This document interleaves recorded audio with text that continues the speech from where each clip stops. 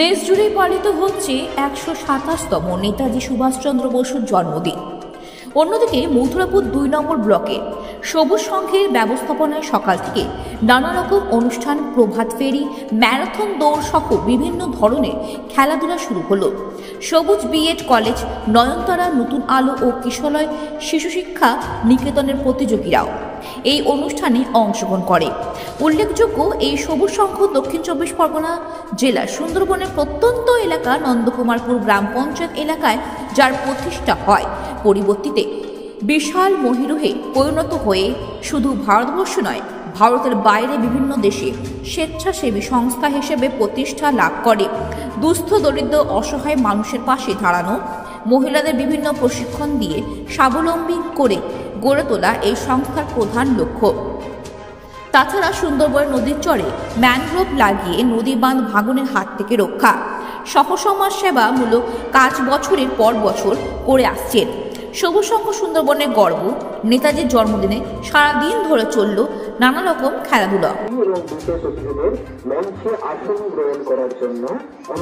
নন্দকুমারপুর গ্রাম পঞ্চায়েতের প্রধান আজকের সবুজ সংঘের বাৎসরিক ক্রীড়ানুষ্ঠান, এই অনুষ্ঠানে উপস্থিত থাকতে পেরে নিজেকে ধন্য মনে করছি।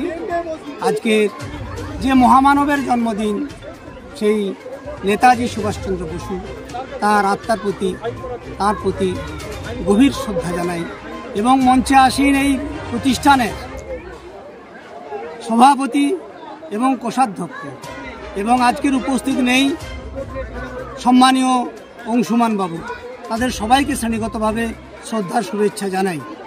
প্রত্যেক বছর সবুজ সংঘের ব্যবস্থাপনায় 23শে জানুয়ারি এখানে বিরাট ক্রীড়ানুষ্ঠান তারা করে।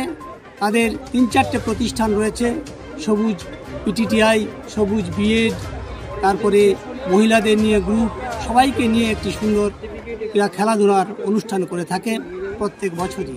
এবছরও শুরু হলো সেই অনুষ্ঠান। আশা করব এই অনুষ্ঠানের বাইরেও নন্দকুমারপুর গ্রাম পঞ্চায়েতের ব্যবস্থা